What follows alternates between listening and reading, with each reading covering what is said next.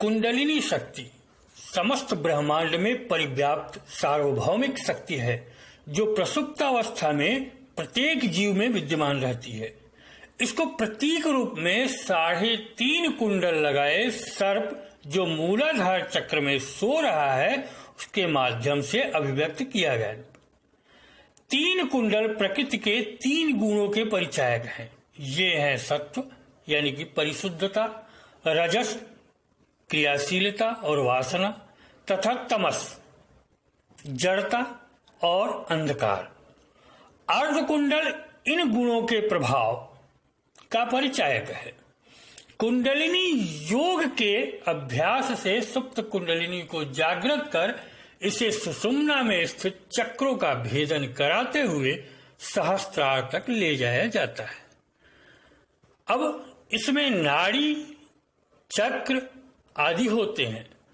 नाड़ी सूक्ष्म शरीर की वाहिकाएं हैं जिनसे होकर प्राणों का प्रवाह होता है।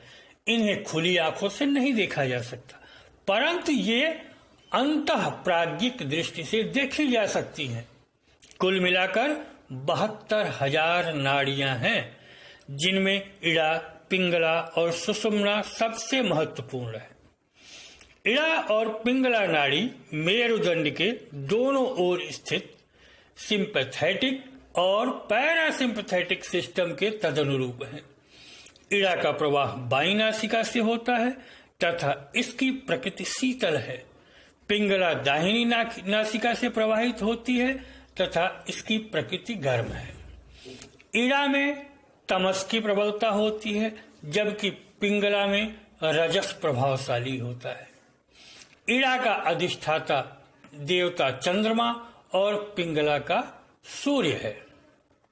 यदि आप ध्यान से अपनी श्वास का अवलोकन करेंगे तो पाएंगे कि कभी बाईं नासिका से श्वास चलता है तो कभी दाहिनी नासिका से, और कभी कभी दोनों नासिकाओं से श्वास का प्रवाह चलता है। इड़ा नाली जब क्रियाशील रहती है तो श्वास बाईं नासिका से प्रवाहित होता है। उस समय व्यक्ति को साधारण कार्य करना चाहिए। शांत चित्त से जो सहज कार्य किए जा सकते हैं उन्हीं में उस समय व्यक्ति को लगना चाहिए। दाहिनी नासिका से जब श्वास चलती है तो उस समय पिंगला नाड़ी क्रियाशील रहती है। उस समय व्यक्ति को कठिन कार्य जैसे व्यायाम, खाना, स्नान और परिश्रम वाले कार्य करना चाहिए। इसी समय सोना भी चाहिए क्योंकि पिंगला की क्रियाशीलता में भोजन शीघ्र पचता है और गहरी नींद आती है। स्वर योग इड़ा और पिंगला के विषय में विस्तृत जानकारी देते हुए स्वरों को परिवर्तित करने, रोग दूर करने, सिद्धि प्राप्त करने और भविष्यवाणी करने जैसी शक्तियां प्राप्त करने के विषय में गहन मार्गदर्शन होता है। दोनों नासिका से श्वास चलने का अर्थ है कि उस समय सुषुम्ना क्रियाशील है। ध्यान, प्रार्थना, जप, चिंतन और उत्कृष्ट कार्य करने के लिए यही समय सर्वश्रेष्ठ होता है। सभी नाड़ियों में श्रेष्ठ सुषुम्ना नाड़ी है। मूलाधार यानी कि बेसल प्लेक्सस से आरंभ होकर यह सिर के सर्वोच्च स्थान पर अवस्थित सहस्त्रार तक आती है। सभी चक्र सुषुम्ना में ही विद्यमान है। इड़ा को गंगा, पिंगला को यमुना और सुषुम्ना को सरस्वती कहा गया है। इन 3 नाड़ियों का पहला मिलन केंद्र मूलाधार कहलाता है। इसलिए मूलाधार को मुक्त त्रिवेणी, जहां से तीनों अलग अलग होती हैं, और आज्ञा चक्र को युक्त त्रिवेणी, जहां तीनों आपस में मिल जाती हैं, कहते हैं। इड़ा, पिंगला और सुषुम्ना नाड़ियों को शुद्ध करने के लिए सभी तरह के प्राणायाम का अभ्यास करना। इनके शुद्ध होने से शरीर में स्थित 72,000 नाड़ियां भी शुद्ध होने लगती हैं। कुंडलिनी जागरण में नाड़ियों का शुद्ध और पुष्ट होना आवश्यक है। स्वर विज्ञान में इसका उल्लेख मिलता है। सुषुम्ना नाड़ी मूलाधार से आरंभ होकर यह सिर के सर्वोच्च स्थान पर अवस्थित सहस्त्रार तक आती है और जिसमें सभी चक्र हैं। अब आपको हम चक्र के बारे में बताते हैं। मेरुरज्जु यानी कि स्पाइनल कार्ड में प्राणों के प्रवाह के लिए सूक्ष्म नाड़ी है, जिसे सुषुम्ना कहा गया है। इसमें अनेक केंद्र हैं, जिसे चक्र अथवा पद्म कहा जाता है। कई नाड़ियों के एक स्थान पर मिलने से इन चक्रों अथवा केंद्रों का निर्माण होता है। गुह्य रूप से इसे कमल के रूप में चित्रित किया गया है, जिसमें अनेक दल हैं।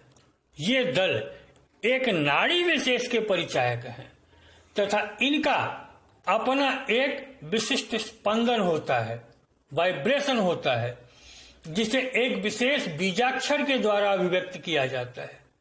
इस प्रकार प्रत्येक चक्र में दलों की एक निश्चित संख्या, विशिष्ट रंग, इष्ट देवता, तन मात्रा यानी कि सूक्ष्म तत्व और स्पंदन का प्रतिनिधित्व करने वाला एक बीजाक्षर हुआ करता है। कुंडलिनी जब चक्रों का भेदन करती है तो उसमें शक्ति का संचार हो उठता है, मानो कमल पुष्प प्रस्फुटित हो गया और उस चक्र की गुप्त शक्तियां प्रकट हो जाती हैं। आपको बता दें हम कि मूलतः 7 चक्र होते हैं: मूलाधार, स्वाधिष्ठान, मणिपुर, अनाहत, विशुद्धि, आज्ञा चक्र और सहस्त्रार चक्र। कुंडलिनी योग ऐसी योग क्रिया है जिसमें व्यक्ति अपने भीतर मौजूद कुंडलिनी शक्ति को जगाकर दिव्य शक्ति को प्राप्त कर सकता है। कुंडलिनी के साथ 7 चक्रों का जागरण होने से मनुष्य की शक्ति और सिद्धि का ज्ञान होता है। वह भूत और भविष्य का जानकार बन जाता है। वह शरीर से बाहर निकलकर कहीं भी भ्रमण कर सकता है। वह अपनी सकारात्मक शक्ति के द्वारा किसी के भी दुख दर्द दूर करने में सक्षम होता है। सिद्धियों की कोई सीमा नहीं होती। सेवा और भक्ति के द्वारा साधक को सर्वप्रथम अपनी चित्त शुद्धि करनी चाहिए। आसन, प्राणायाम, बंध, मुद्रा और हठ योग की क्रियाओं के अभ्यास से नाड़ी शुद्धि करना भी आवश्यक है।